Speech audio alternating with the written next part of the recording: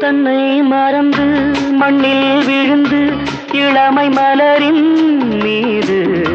கண்ணை இழந்த வந்து தேக சுகத்தில் கவனம் காட்டு வழியில் பயணம் கங்கை நதிக்கு மண்ணில் அணையா இளமையெனும் பூங்காற்று